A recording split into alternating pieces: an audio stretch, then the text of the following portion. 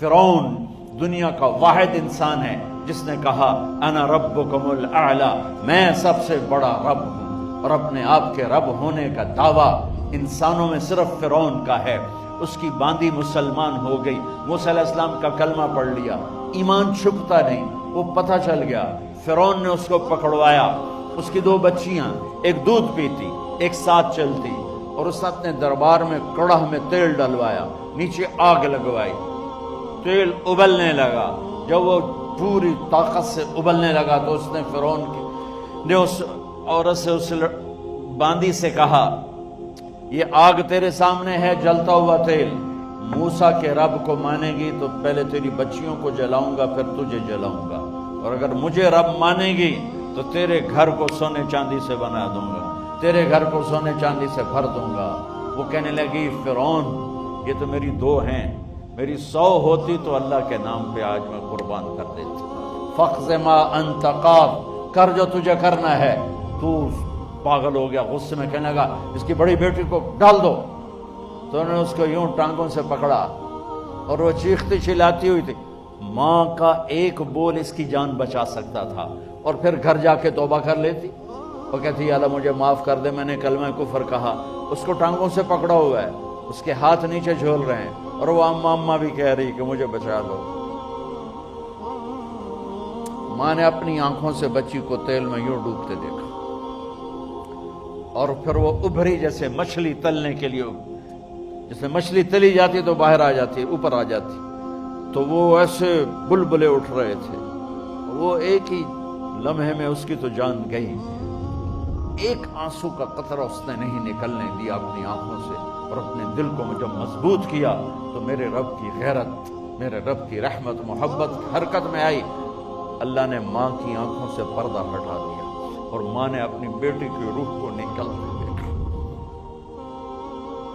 اور وہ کہہ رہی ہے صبر کرو، جنت تیار ہے، جنت تیار ہے۔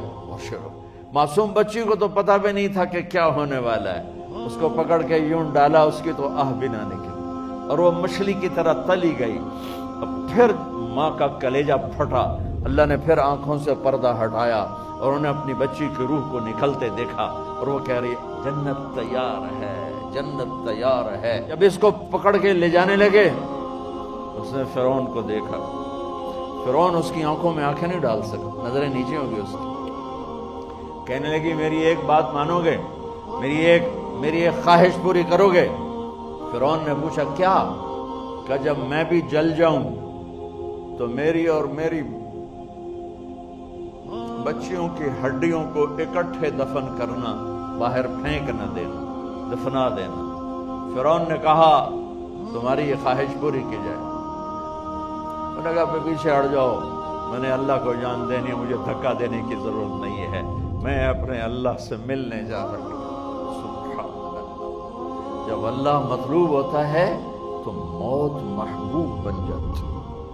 وہ چھلانگ مار گئی، اللہ اکبر کا نعرہ لگاتی ہوئی، ہڈیاں ادھڑ گئیں، گوشت ادھڑ گیا، ہڈیاں باقی رہ گئیں۔ فرعون نے کہا ایک ہی جگہ ڈال دو، سب کو دفن کر دو۔ دفن 2050 سال کے بعد میرے نبی کی سواری بیت المقدس جا رہی ہے، اور بیت المقدس پر جب وہ اوپر پہنچے ہیں تو مصر وہاں سے قریب ہو جاتا ہے۔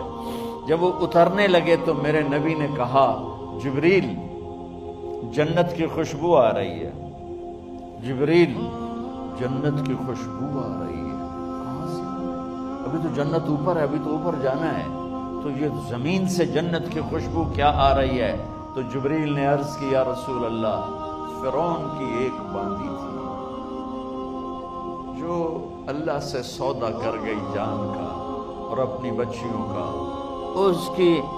اس کی بچیوں کی ہڈیوں کو جہاں دفن کیا گیا ہے، یہ خوشبو جس دن انہیں دفن کیا تھا اس دن سے لے کر آج تک یہ خوشبو آ رہی ہے، اور یہ قیامت تک آتی رہے گی۔